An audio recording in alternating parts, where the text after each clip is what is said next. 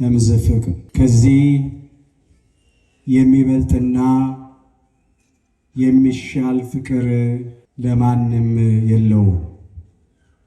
የዮሐንስ ወንጌል ምዕራፍ 15 ቁጥር 13።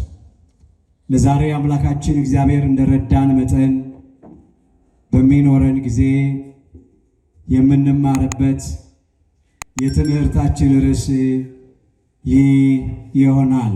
ዛሬ በዚህ ርዕስ ለመማር የመረጥንበት ምክንያታችን ሁላችን እንደምናውቀው በቤተ ክርስቲያናችን ከምናከብራቸው ከአምላካችን ከጌታችን ከመድኃኒታችን ከኢየሱስ ክርስቶስ 9 አበይት በዓላት መካከል አንዱ የሆነውንና አምላካችን ኢየሱስ ክርስቶስ ለድኅነተ ዓለም ለቤዛ ዓለም በዕለተ ዓርብ በቀራንዮ መስቀል ላይ የተሰቀለበትን በዓለ ስቅለቱን እያከበርን ነው ያለነው። ከዚህ የተነሳ በዚህ ርዕስ ለመማር መርጠናል። በቅድሚያ እግዚአብሔር አምላካችን ሁላችንን በቸርነቱ ጠብቆ እንኳን ለብርሃነ ስቅለቱ በዓል በሰላም አደረሰን አደረሳችሁ። አልቦ ዘያቢ ወይሄይስ እምዘፍቅር ከዚህ የሚበልጥና የሚሻል ፍቅር የለም። የዮሐንስ ወንጌል ምዕራፍ 15 ቁጥር 13 ላይ ኃይለ ቃሉ ተመዝግቦ እናገኘዋለን።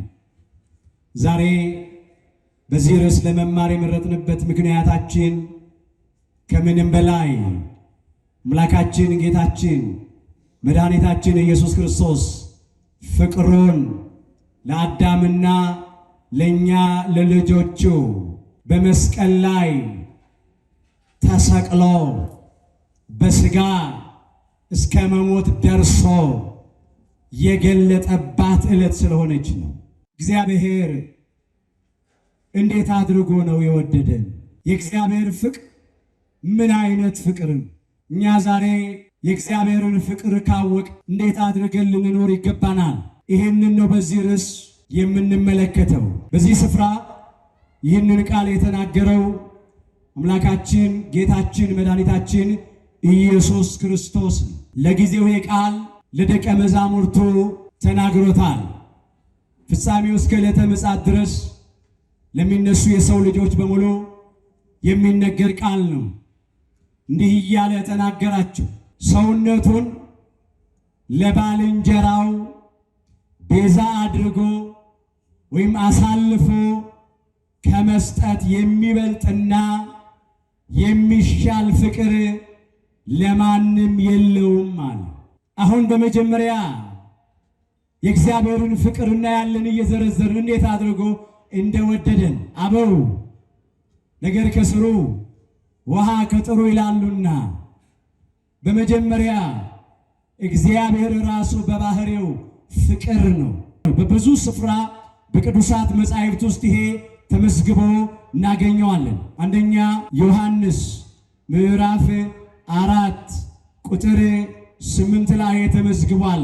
እግዚአብሔር ፍቅር ነው ይላል። እውነት ነው፣ እግዚአብሔር ፍቅር ነው። እግዚአብሔር ፍቅር እንደሆነ አባታችን ሊቀ ነቢያት ሙሴ በሕግ መጻሕፍቱ ጽፏል።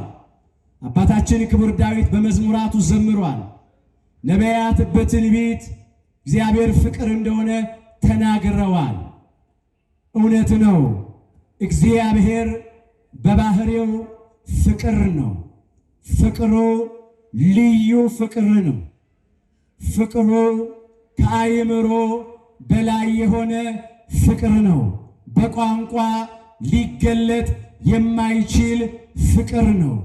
ፍቅሩ ዘላለማዊ ፍቅር ነው። ፍቅሩ በፈቃዱ ያፈቀረን ፍቅር የወደደን ውድ ነው። እግዚአብሔር ፍቅር ስለሆነ በባህሪው በእኛ ላይ ያለው ዓላማ ፍቅር ብቻ ነው። ሶሎሞን በመኃልየ መኃልይ ዘሰሎሞን ምዕራፍ 2 ቁጥር 4 ላይ በእኔ ላይ በሉ ያለው ዓላማው ፍቅር ነው። ለምን? ፍቅር ስለሆነ በባህሪው። ምክንያቱ ይሄ ነው። እግዚአብሔር በባህሪው ፍቅር ስለሆነ በእኛ ላይ ያለው ዓላማ ፍቅር ብቻ ነው። ስለዚህ እግዚአብሔር ይወደናል። እግዚአብሔር ወዶናል። እንዴት አድርጎ ወደደን? ስለወደደንስ ምን አደረገልን? ዛሬስ እኛ እንዴት አድርገን እየወደድነው እንኑር? ይህን ነው የምንመለከተው። በመጀመሪያ አምላካችን እግዚአብሔር እንዴት አድርጎ ወደደን ስንል በገዛ ፈቃዱ ወደደን።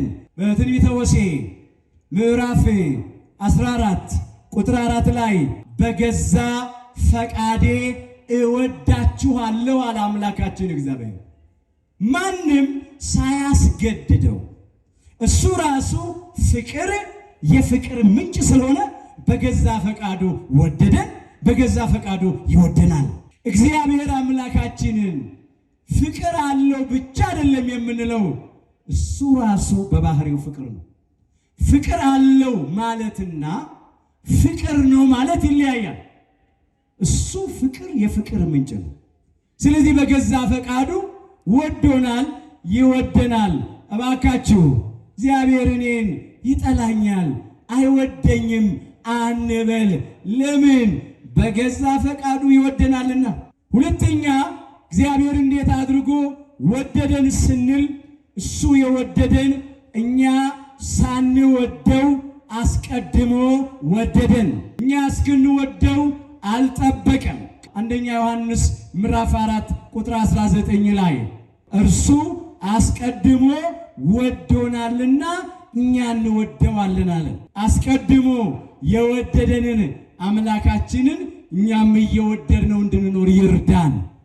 አስቀድሞ ወዶናል፣ ከኛ ምንም ነገር ሳይጠብቅ።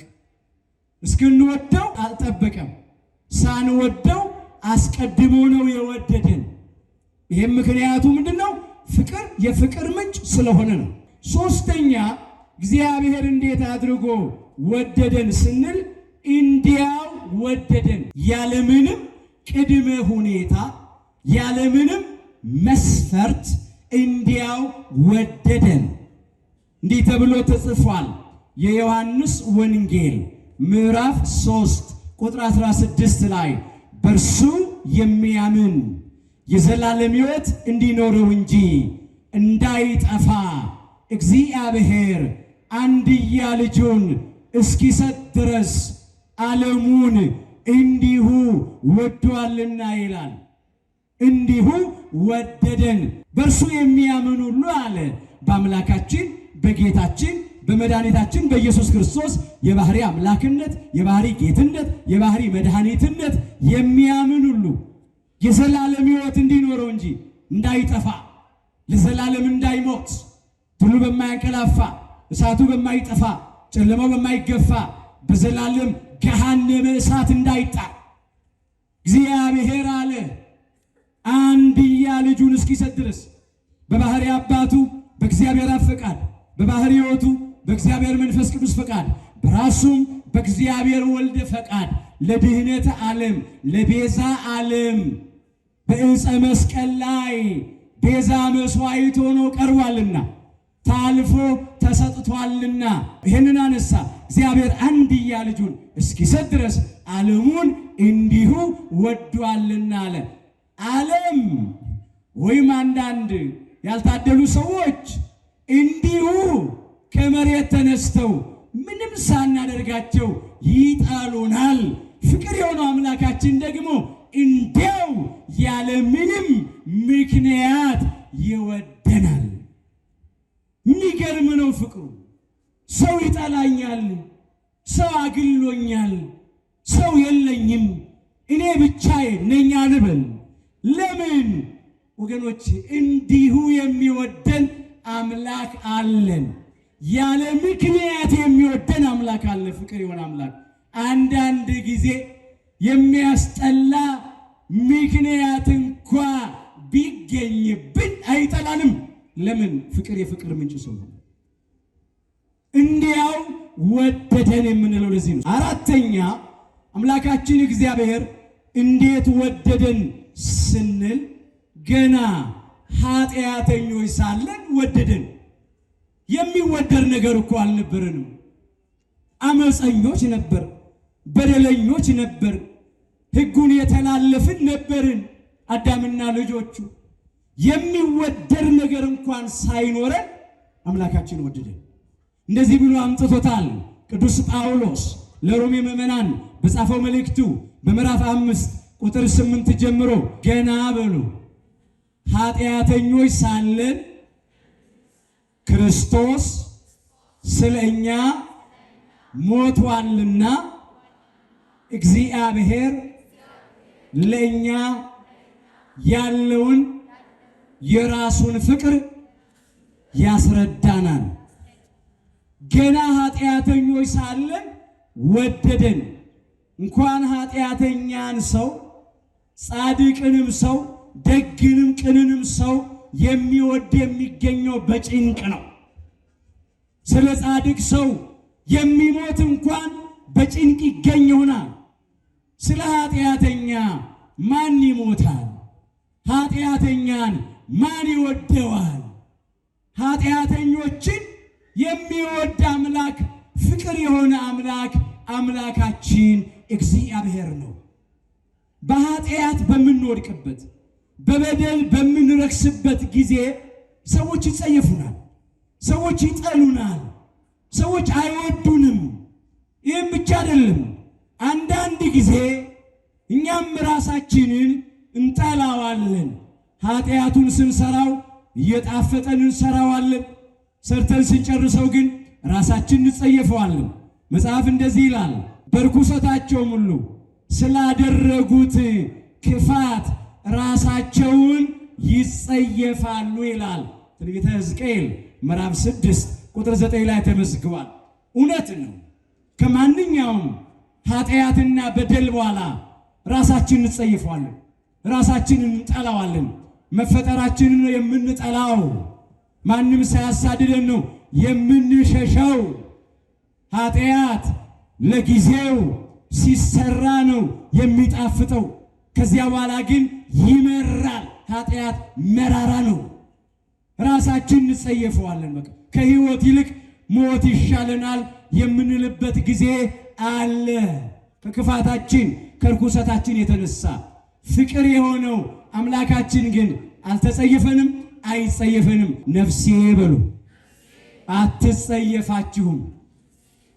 በኦሪት ዘሌዋውያን ምዕራፍ 26 ቁጥር 12 ላይ ነፍሴ አትጸየፋችሁም አለ አምላካችን እግዚአብሔር። እሱ የሚጸየፈው ኃጢአትን ነው። ኃጢአተኞችን አይጸየፍም፣ በደለኞችን አይጸየፍም። ስለዚህ ነው ኃጢአተኞች ሳለን የወደደን። ኃጢአተኞች ሳለን በሥጋ ሞቶ የእኛን ሞት ወስዶ የእሱን ሕይወት ለእኛ የሰጠን። ገና ኃጢአተኞች ሳለን ክርስቶስ በሥጋ ስለኛ ሞቷልና እግዚአብሔር ለኛ ያለውን የራሱን ፍቅር ያስረዳል ያለው ቅዱስ ጳውሎስ። ስለዚህ ነው ዛሬም ምንም በበደል ውስጥ በኃጢአት ውስጥ በርኩሰት በነውር ውስጥ ብንመላለስ እግዚአብሔር አይወደኝም፣ እግዚአብሔር ጨክኖብኛል፣ እግዚአብሔር ጠልቶኛል፣ እግዚአብሔር እኔን አይቀበለኝም አንበል። ዛሬም የእግዚአብሔር የምሕረት እጆቹ በፍቅር ተዘርግተዋል። የዛሬውን እንባችንን ይመለከተዋል፣ ጩኸታችንን ያደምጠዋል። የዛሬውን ንስሐ ይቀበላል። ከተመለስ አምላካችን ይመለስልናል። በእውነት እንዲህ ብሏል፣ ወደ እኔ የሚመጣውን ሁሉ ከቶ ወደ ውጪ አላወጣውም ነው ያለው። በዮሐንስ ወንጌል ምዕራፍ 6 ቁጥር 37 ላይ የተመዘገበ ኃይለ ቃል ነው። ከየትም እንምጣ፣ በምንም አይነት ኃጢአትና በደል ርኩሰት ውስጥ ሆነን እንምጣ፣ ብቻ እንምጣ፣ አምላካችን ይቀበለናል። ለምን? ገና ኃጢአተኞች ሳለን ወዶናል። እስከ መስቀል ሞት ደርሶ ፍቅሩን ገልጦልናል። ኃጢአተኞች ሳለን ወዶናል። ወገኖቼ ኃጢአተኞች ሆነን ሰዎች ቢጠሉን ቢጸየፉን ሰው ባይኖረን የኛ ነገር አበቃ፣ አለቀ፣ አከተመ፣ ተደመደመ አንበል። ዛሬም የሚወደን በሥጋ የሞተልን አምላክ አለ። ለዚህ ነው አልቦ ዘያቤ ወይሄይዝ እምዝ ፍቅር ያለው። ከዚህ የሚበልጥና የሚሻል ፍቅር ለማንም የለውም። ከእናት ይልቅ እናት ነው፣ ከአባትም ይልቅ አባት ነው። እንዲህ አድርጎ ማንም ሊወደን አይችልም። ወላጆች ልጆቻቸውን የሚወዱበትን ፍቅር ከእግዚአብሔር ነው ያገኙት። ልጆች ወላጆቻቸውን፣ ባል ሚስትን፣ ሚስት ባልን የሚወዱበትን ፍቅር ከእግዚአብሔር ነው ያገኙት። የነሱ ፍቅር የጸጋ ነው። የአምላካችን የእግዚአብሔር ፍቅሩ ግን የባህሪ ገንዘቡ ነው። ማንም እንዲህ አድርጎ አይወድንም። ስድስተኛ እሱ የወደደን በዘላለም ፍቅሩ ነው። በነቢዩ በቅዱስ ኤርምያስ ላይ አድሮ ሲናገር እንዲህ አለ፣ በዘላለም ፍቅር ብሎ ወድጄሻለሁ፣ ስለዚህ በቸርነት ሳብኩሽ። ትንቢተ ኤርምያስ ምዕራፍ 31 ቁጥር 3 ላይ ተመዝግቧል።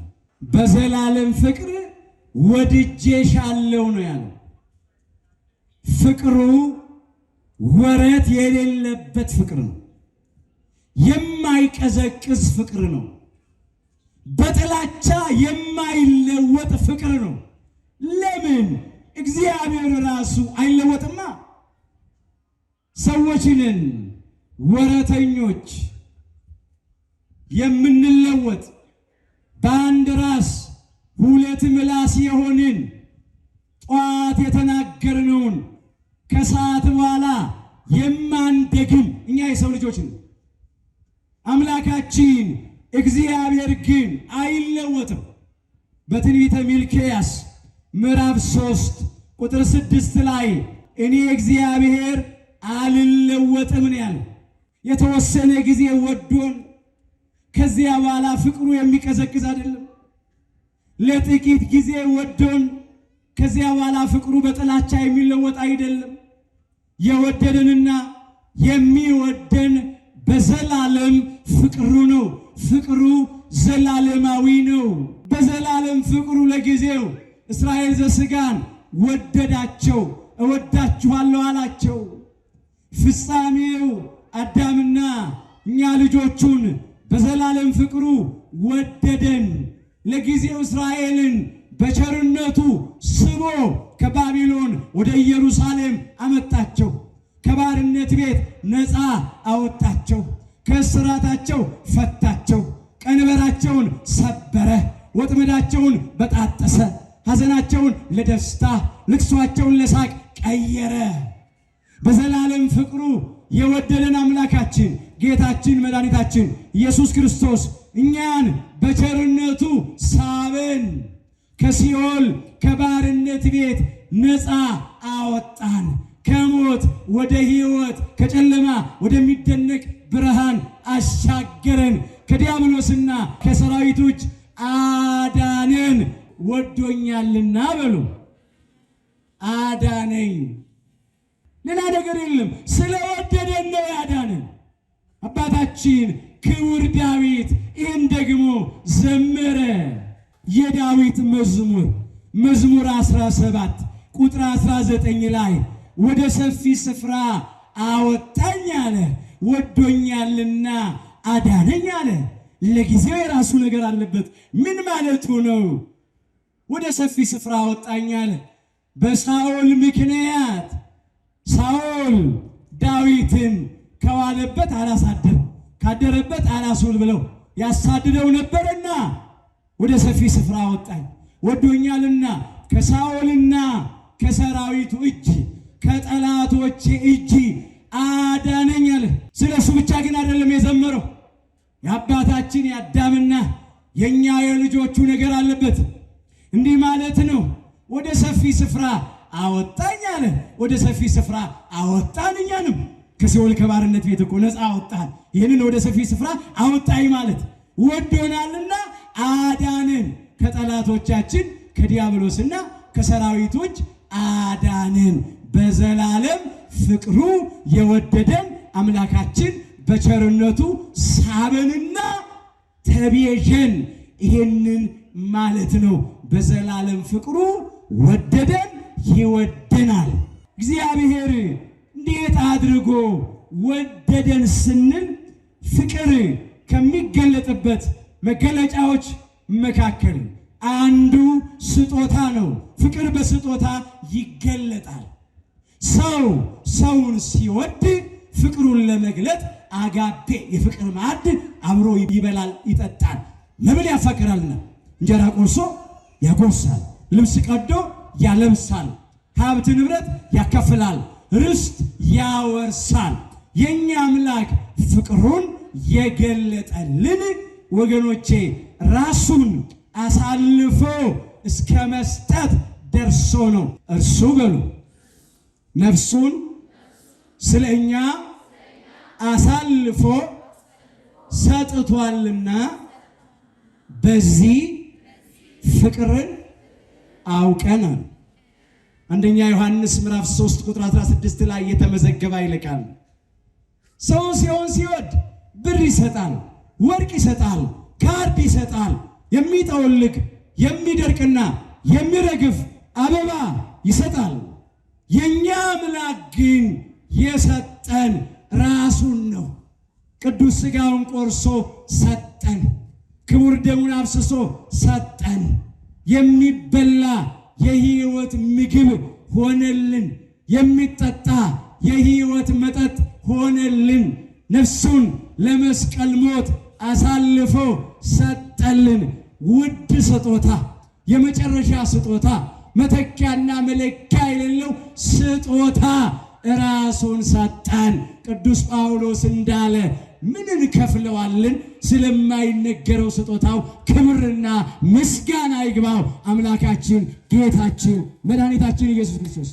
ቋንቋ ቢያጥረው የሚገልጥበት ነገር ቢያጥረው እንዲህ ያለ በሁለተኛ ቆሮንቶስ መልእክቱ ምዕራፍ 9 ቁጥር 15 ላይ ስለማይነገረው ስጦታው በሉ እግዚአብሔር ይመስገን።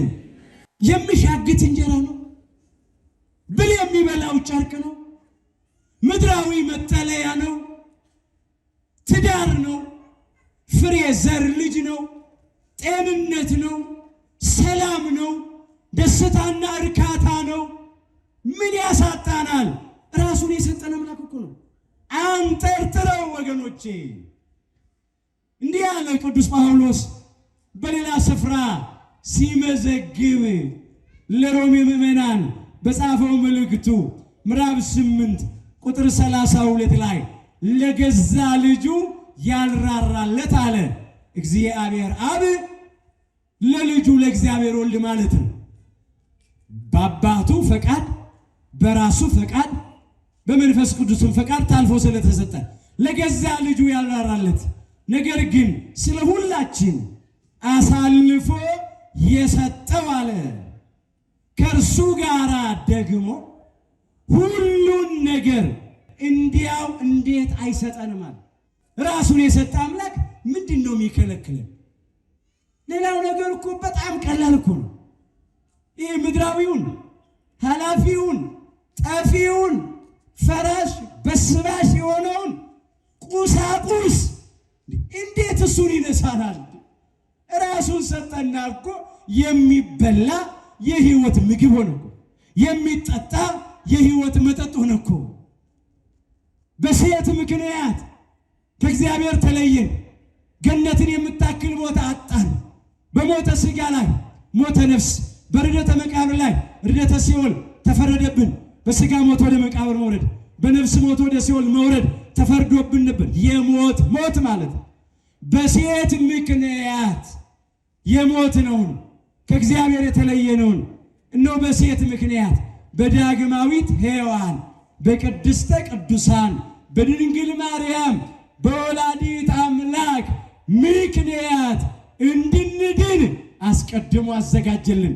በአምላክ ልቡና ታስባ ትኖር የነበረች ሁለተኛ ሰማይ የተባለች በነቢያት አንደበት በብዙ ምሳሌ የተመሰለች ትንቢት የተነገረላት ሱባኤ የተቆጠረላት ጸጋን ሁሉ የተሞላች አምላካችን ጌታችን መድኃኒታችን ኢየሱስ ክርስቶስን ወልዳ የሰጠች አዝላ የተሰደደች በማስተማር ወራት ያልተለየች በመስቀሉ ስር ከአምላካችን ከጌታችን ከመድኃኒታችን ከኢየሱስ ክርስቶስ በሐዋርያውና በወንጌላዊው በቅዱስ ዮሐንስ ወልደ ነጎድጓድ በኩል የተሰጠችን ስጦታችን ሽልማታችን አክሊላችን ክብራችን ሞገሳችን ናት። ቅድስተ ቅዱሳን ድንግል ማርያም ወላዲት አምላክ ምክንያት ብሂል ናት። ክብርና ውዳሴ ይግባ። እመብርሃን የብርሃን እናት የፍቅር እናት የሕይወት እናት የትንሣኤ እናት የሰላም እናት ቤዛዊተ ዓለም ማኅደረ መለኮት እመ አዶናይ አቁራሪተ መዓት መዓትን የምታርቅ ምራገ ጸሎት ጸሎትን የምታሳርቅ ሰዓሊተ ምሕረት ከልጇ ከወዳጇ ምሕረትን የምታሰጠን አፍጣኔ ተረድኤት ፈጥና የምትረዳን የምታማልደን ቅድስተ ቅዱሳን ድንግል ማርያም መዝገቡ ለቃል የአካላዊ ቃል የእግዚአብሔር ወልድ መዝገቡ ናት። እመቤታችን የእናት ልመና ፊት አያስመልስ አንገት አያስቀልስ ነው። ሲሆን በውድ ነው፣ ሳይሆን በግድ ነው። ዓለም የዳነው በሷ ምክንያት ነው። መድኃኒትን ወልዳ ስለሰጠችን የአምላካችን የጌታችን የመድኃኒታችን የኢየሱስ ክርስቶስን ማዳን ስንናገር ቅድስተ ቅዱሳን ድንግል ማርያም ወላዲት አምላክን ነጥለን ገንጥለን ለይተን መተው አንችልም። ተጸነሰ የምንለው ከሷ ነው። ተወለደ የምንለው ከሷ እኮ ነው። ሌላ ምን አለ እንግዲህ? ተጠመቀ የምንለው እኮ ከሷ በነሳው ስጋ እኮ ነው። ከስጋዋ ስጋ ከነፍሷ ነፍስ ነስቶ በተዋሂዶ ከብሮ ከሷ ተወልዶ ስለተገለጠ እኮ ነው። ጾመ ጸለየ የምንለው እኮ ከሷ በመወለዱ ነው። ተሰቀለ የምንለው አሁን ተሰቀለ እያልን ነው። ዛሬ ስለ ስቅለቱን የምናከብርበት ዕለት ነው። በሷ ስጋ እኮ ነው የተሰቀለው። ሞተ ተቀበረ የምንለው እኮ ከስጋዋ ስጋ ከነፍሷ ነፍስ ነስቶ በተዋሂዶ ስለከበረ እኮ ነው። ደግሞ ለብርሃነ ትንሣኤ ያድርሰንና ተነሳ የምንለውም እኮ ከሷ ስለተወለደና ስለተገለጠ ነው። አረገ የምንለውም ለዚህ ነው። ዳግምም ለፍርድ በክበበ ትስብእት በሰው መጠን በግርማ መለኮት ይመጣል። በደመና ከደመና ጋር ይመጣል። በባህሪ ክብሩ ይመጣል። ፈጣን ደመና በተባለችው በስጋ ማርያም ይመጣል። ከእልፍ አእላፋት ወትእልፊተ አእላፋት ቅዱሳን መላእክት ጋር ለፍርድ ይመጣል። ይህንን ማለት ነው የወጉት ሁሉ ያዩታል። የእጆቹና የእግሮቹ የችንካር ምልክቶች እየታዩ የተወጋው ጎኑ እየታዩ ይመጣል። ያን የወጉት ሁሉ ሰቅለው የገደሉት ሁሉ ያዝናሉ፣ ያለቅሳሉ። የማይጠቅም ዋይታና ልቅሶ ነው። እግዚአብሔር ሁላችንን የማይጠቅም ልቅሶ የማይጠቅም ዋይታ ከመጮህ ያድነን። ቅዱስ ዮሐንስ በራእዩ እንዲህ አድርጎ የመዘገበውን ነው ያነሳ ነው። ራእየ ዮሐንስ ምዕራፍ 1 ቁጥር 7 ጀምሮ ነው ከደመና ጋር ይመጣል፣ ዓይንም ሁሉ የወጉትም ያዩታል፣ የምድር ወገኖችም ሁሉ ስለ እርሱ ዋይ ዋይ ዋይ ያሉ ይጮኻሉ። ለካ ሰቅለን የገደል ነው። ያን ሁሉ መከራ ስቃይ ያሳየ ነው። የዮሴፍ ልጅ ነው ፍጡርን ያልነው፣ ጋኔን ያደረበትን ያልነው፣ ያበደ ነው ያልነው ለካ የባህሪ አምላክ ነው፣ የባህሪ ፈጣሪ ነው፣ ለካ ፈራጅ አምላክ ነው ይላሉ። የሚገቡበት አያገኙም። የዛን ሰዓት የማይጠቅም ለቅሶ ነው። ስለዚህ ቅድስተ ቅዱሳን ድንግል ማርያም መድኃኒት ወልዳ ሰጠች። በሴት ምክንያት ጠፋን፣ ሞትን፣ ከገነት ተባረርን፣ ከእግዚአብሔር ተለየን። እንደገና በቅድስተ ቅዱሳን በድንግል ማርያም ምክንያት ተመልሰን ወደ ገነት ገባን፣ ከእግዚአብሔር ጋር አንድ ሆንን፣ ከመርገመ ሥጋ ከመርገመ ነፍስ ዳንን፣ ከዘላለም ሞት አዳነን። በዕፀ በለስ ፍሬ ምክንያት ሞትን፣ ከእግዚአብሔር ተለየን። ዕፅ ነው ዕፀ በለስ። የዕፀ በለስን ፍሬ በመብላት አምላካችን ኢየሱስ ክርስቶስ በዕፅ ምክንያት ከእግዚአብሔር ስለተለየን በሥጋም በነፍስም ስለሞትን እንደገና በዕፀ መስቀል ላይ ተሰቅሎ ከዘላለም ሞት አዳነን። ከዲያብሎስና ከሰራዊቶች አዳነን። ከሞት ወደ ሕይወት ከሲኦል ወደ ገነት አሻገረን። ዕፀ መስቀል አዳምና እኛ ልጆቹ ክብር ያገኘንበት ነው። ዲያብሎስና ሰራዊቱ ያፈሩበት ነው። የድላችን አርማ የነፃነታችን ምልክት ነው። በዕፅ ወይም በእንጨት ፍሬ ምክንያት ሞትን፣ በዕፀ መስቀል ምክንያት ደግሞ ዳንን። ይሄን አደረገ በዛሬው ዕለት በዕለተ ዓርብ ተሰቅሎ። ስለዚህ ነው አልቦ ዘያቢ ወይሄይስ እምዝ ፍቅር ያለው።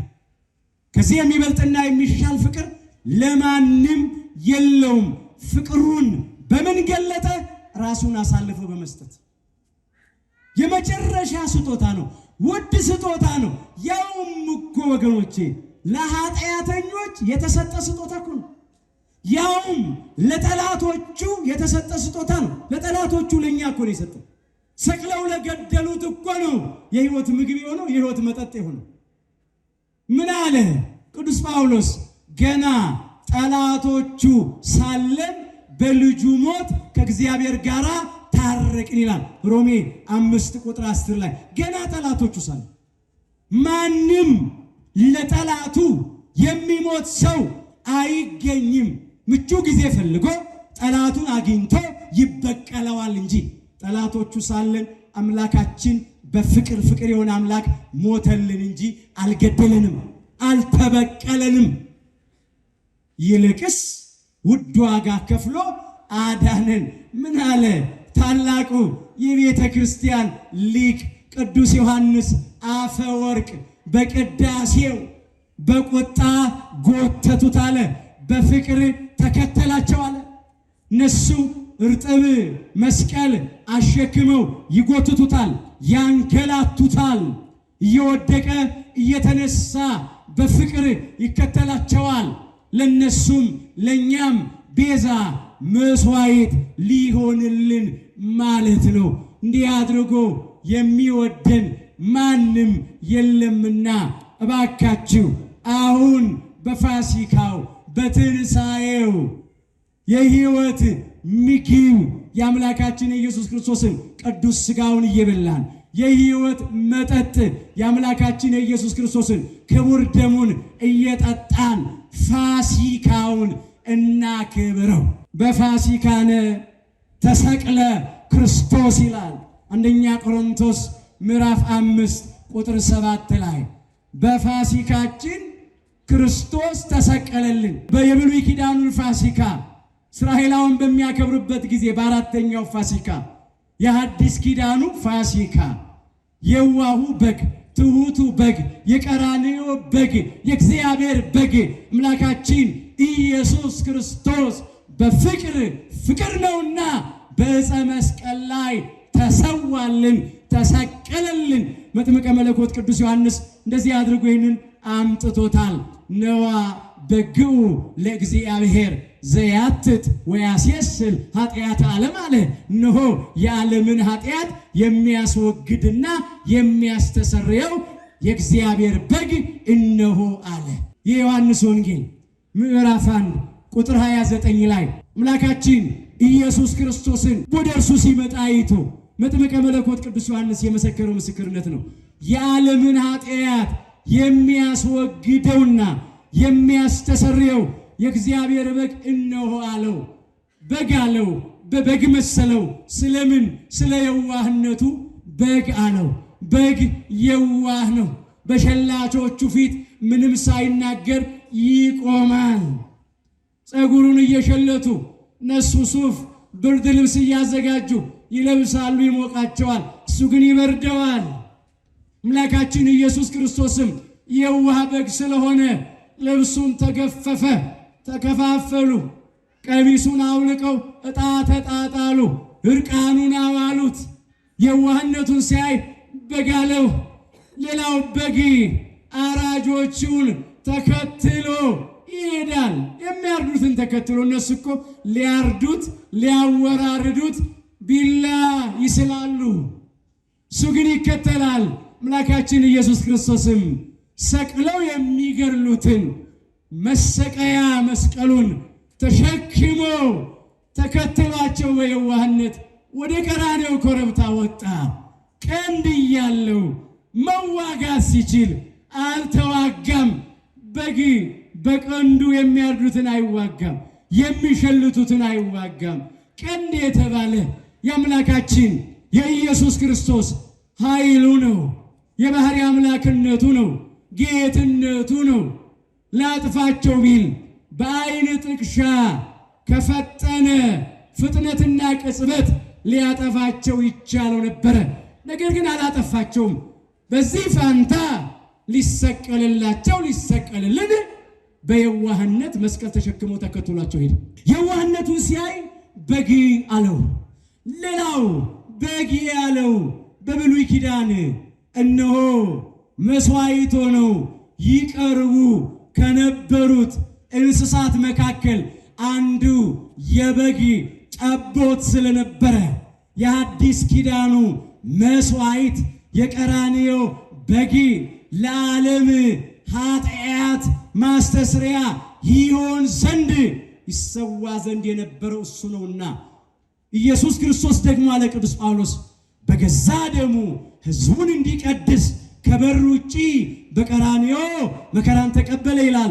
ዕብራውያን 13 ቁጥር 12 ሥጋውን እየቆረሰ ደሙን እያፈሰሰ የረከስነውን ቀደሰን፣ ያደፍነውን የጎደፍነውን በከበረ ደሙ ፈሳሽነት አጠበን፣ አነጻን። ታሪካችን ተለወጠ፣ ነገራችን ተገለበጠ። ሌላው በግ አለው። ስለ ትሕትናው በግ አለው። በግ ትሑት ነው። መሬት እያየ ሄደ። አምላካችን ኢየሱስ ክርስቶስ በትሕትና መምህረ ትሕትና ነውና ከሰማየ ሰማያት መውረዱ ትሕትና ነው። ከቅድስተ ቅዱሳን ከድንግል ማርያም ከሥጋዋ ሥጋ ከነፍሷ ነፍስ ነስቶ በተዋሂዶ ከብሮ መወለዱ ትሕትና ነው። በከብቶች በረት በግርግም ላይ መተኛቱ በቅጠልና በጨርቅ መጠቅለሉ ትሕትና ነው። ለእናቱ ለቅድስተ ቅዱሳን ለድንግል ማርያም ለወላዲተ አምላክ እየታዘዘ ማደጉ ትሕትና ነው። ፈጣሪ ሳለ በፍጡር እጅ፣ የጌቶች ጌታ ሳለ በባሪያው እጅ፣ ሰማያዊ ሳለ በምድራዊው እጅ መጠመቁ ትሕትና ነው። በሆሳዕና ዕለት በአህያይቱና በውርንጫይቱ ላይ በተናቁት በትሕትና መቀመጡ ትሕትና እኮ ነው። በነፋስ ክንፍ የሚበር ማንም ሊቀርበው የማይችል ብርሃን የሚኖር እሳተ መለኮት በኪሩቤል ላይ የሚቀመጥ አምላክ በትሕትና በአህያይቱና በአህያይቱ ግልገል በውርንጫይቱ ላይ ተቀመጠ። በጸሎተ ሐሙስ ምሽት አደግድጎ ተንበርክኮ የደቀ መዛሙርቱን እግር ማጠቡ ትሕትና ነው። ለመስቀል ሞት የታዘዘ ሆኖ ቀረበ። ይሄንን ሲያይ ነዋ በግው ለእግዚአብሔር ዘያትት ወያሴስል ኃጢአት ዓለም ብሎ ተናገረለት። ነቢዩ ኢሳይያስ ስለ መከራ መስቀሉ በተናገረበት እንዲህ ብሎ አመጣው። ትንቢተ ኢሳይያስ ምዕራፍ 53 ቁጥር 7 ላይ ተጨነቀ አለ፣ እኛን ከጭንቀት ሊያድነን፣ ተሰቃየ አለ፣ እኛን ከስቃይ ሊያወጣ፣ አፉንም አልከፈተም፣ ለመታረድ እንደሚነዳ ጠቦት አለ። የመሰሉ አመጣ። በሸላቾቹም ፊት ዝም እንደሚል በግ እንዲሁ አፉን አልከፈተም ነው ያለው። የሚገርም ዝምታ፣ የሚደንቅ ዝምታ። ለምን ትገርፉኛላችሁ? ለምን ልብሴን ትገፉኛላችሁ? ለምን ቀሚሴን ታወልቃላችሁ? ለምን ዓይኔን በጨርቅ ሸፍናችሁ ትዘብቱብኛላችሁ? ለምን በመቃራሴን ትደበድባላችሁ? ለምን እጆቼን ወደ ኋላ ታስራላችሁ? ለምን መስቀል ታሸክሙኛላችሁ? ለምን ስጋዬ አልቆ ደሜ እየነጠበ አጥንቶቼ እስኪታዩ 6666 ጊዜ ትገርፉኛላችሁ? ለምን ትቸነክሩኛላችሁ? ሳዶር፣ አላዶር፣ ዳናት፣ አዴራ፣ ሮዳስ በሚባሉ ችንካሮች ለምን ትቸነክሩኛላችሁ? ለምን ትሰቅሉኛላችሁ? ለምን ትገሉኛላችሁ? አላለም። በፈቃዱ ራሱን አሳልፎ ሰጠ። የሚገርም ዝምታ ነው። ያን ሁሉ መከራ፣ ያን ሁሉ ስቃይ ስለኛ የተቀበለ ይህንን ያመጣው ነውር የሌለው እንከን የማይወጣለት ነቀፋ የማይገኝበት አምላካችን ጌታችን መድኃኒታችን ኢየሱስ ክርስቶስ ፍቅር ነውና ስለ ፍቅር ሲል በፍቅር መስዋዕት ሆኖ ቀረበልን። እየታሰረ የፈታን፣ እየተዋረደ ያከበረን፣ እርቃኑን ውሎ ጸጋውን ያለበሰን፣ ተቸንክሮ ከችንካር ያላቀቀን፣ የሸዋ አክሊል ተደፍቶበት የሕይወት አክሊል ያቀዳጀን ዘንድ ፈቃዱ የሆነ ሐሞትና ከርቤ መራራውን ቀምሶ ጣፋጩን ያጠጣን ዘንድ ፈቃዱ የሆነ አምላካችን ምን ከፍለው ነገር የለም። እኛ ለመዳን ዋጋ አልከፍልንም። አምላካችን ግን እኛን ለማዳን ዋጋ ከፍሏል። ውድ ዋጋ ነው የተከፈለብን ወገኖቼ። የተከፈለብንን ዋጋ እናስበው፣ ለሱ ክብርም እንኑር። እንደዚህ ብሎ አምጥቶታል። አንደኛ ጴጥሮስ ምዕራፍ 1 ቁጥር 19 ጀምሮ ነውርና እድፍ እንደሌለው እንደ በግ ደም አለ። አምላካችን ኢየሱስ ክርስቶስን ሲያነሳ ነው። ነውርና እድፍ እንደሌለው እንደ በግ ደም በክቡር የክርስቶስ ደም እንደተዋጃችሁ ታውቃላችሁ ነው። የተዋጀ ነው፣ የተቤዠን፣ ነፃ ያወጣን፣ ያዳንን በከበረ ደሙ ፈሳሽነት ነው። ስለዚህ ለሱ ክብር እንኑር። በኃጢአት በበደል በርኩሰትና በነውር የተመላለስንበት ያለፈው ጊዜ ይብቃል። አሁን ለሱ ክብር እንኑር። ከተነሳን በኋላ እንደገና እንዳንወድቅና እንዳንቀር፣ ከተቀደስን በኋላ እንዳንረክስ፣ የኃጢአታችንን ስርየት ከተቀበልን በኋላ እንደገና በኃጢአት በአመፅ ሙጥኝ ብለን እንዳንመላለስ፣ ነፃ ከወጣን በኋላ የዲያብሎስና የሰራዊቱ ባሮች እንዳንሆን፣ የኃጢአት የፈቃደ ሥጋ የጨለማ ሥራ ባሪያዎች እንዳንሆን አምላካችን በቸርነቱ ሁላችንን ይርዳን። እንግዲህ እግዚአብሔር ከፈቀደ ነገ ለከነገ ወዲያ አጥቢያ ትንሣኤውን እናከብራለን። ምን እያልን? ወምድርኒ ትገብር ፋሲካ እያልን ምድር ፋሲካውን ታደርጋለች፣ ታከብራለች። እነሆ ተሐጺባ በደመ ክርስቶስ፣ በክርስቶስ ደም ታጥባለች ነጽታለችና እያልን ለክብሩ እንሰምራለን፣ ምስጋና እናቀርባለን። እንግዲህ ይህን ስናደርግ የቀራንዮ በግ የእግዚአብሔር በግ የአምላካችን የኢየሱስ ክርስቶስን ቅዱስ ሥጋውን እየበላን ክቡር ደሙን እየጠጣን እናክብረው። ዶሮውንና በጉን አርዶ አወራርዶ መብላት ብቻ አይደለም፣ ስንት ዓመት እሱንማ በላ ነው፣ እዳሪ ነው የሚሆነው።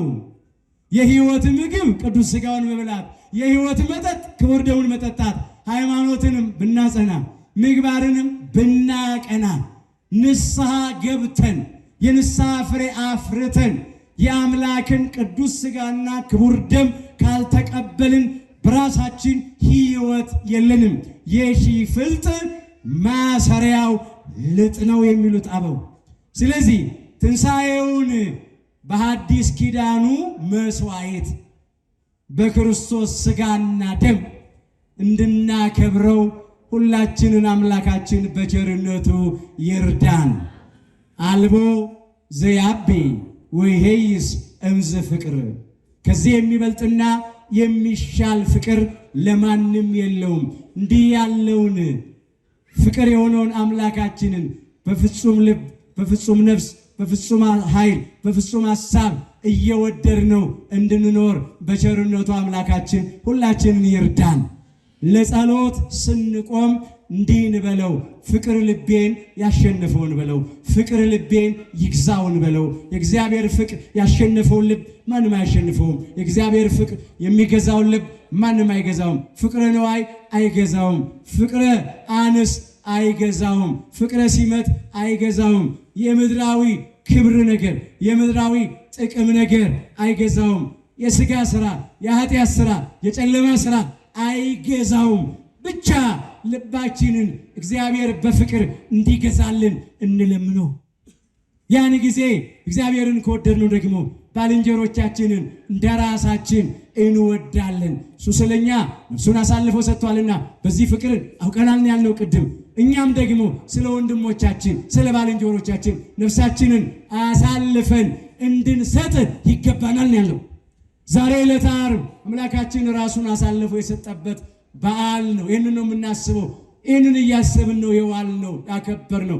ስለዚህ እኛም ወገኖቻችንን አሳልፈን የምንሰጥ ሳይሆን ለወገኖቻችን ታልፈን እንድንሰጥ ሁላችንን ይርዳን። ይሄ ሰሞን የሕማማት ሰሞን ነው ብለናል። የመከራ ሰሞን ነው። በመከራው እኛን አድኖናል። ዛሬም ግን ኢትዮጵያውያን ሕማም ውስጥ ነው ያለነው፣ መከራ ውስጥ ነው ያለነው፣ ስቃይ ውስጥ ነው ያለነው። ወይ በግል ሕይወታችን ታመናል፣ ወይ በማህበራዊ ሕይወታችን ታመናል። መለያየቱ፣ መበላላቱ፣ መነካከሱ፣ መፈናቀሉ፣ ሞቱ፣ ስቃዩ፣ መገደሉ ይሄ ሕመም ነው። እግዚአብሔር ሀገራችን ኢትዮጵያና ሕዝቧን ከዚህ ሕማም መከራ ይፈውስልን፣ በቃችሁ ይበለን፣ የቆረጥነውን ተስፋ ይቀጥልልን፣ እንባችንን ከዓይኖቻችን ላይ ያብስልን። ስደቱ ሕማም ነው። ረሃቡ፣ ኑሮ ውድነቱ ሕማም ነው። ስቃይ ነው፣ መከራ፣ ጭንቅ ነው። እግዚአብሔር በእውነት ፍጹሙን ፈውስ ውድ ዋጋ ከፍሎ አድርጎልናልና ዛሬም ካለብን ከማንኛውም መከራ፣ ስቃይ ሰው ከማያውቅልን እኛና እግዚአብሔር ከምናውቀው እሱ ይፈውሰን፣ ያድነን። የቀደመውን የአባቶቻችንን የእናቶቻችንን የፍቅር፣ የሰላም፣ የመተሳሰብ፣ የመደጋገፍ ዘመን መልሶ ያሳየን። ከዚህ የሚበልጥና የሚሻል ፍቅር ለማንም የለውም። አምላካችን እግዚአብሔር ሁላችንን በቸርነቱ መጨረሻችንን ያሳምርልን። ይቆይ።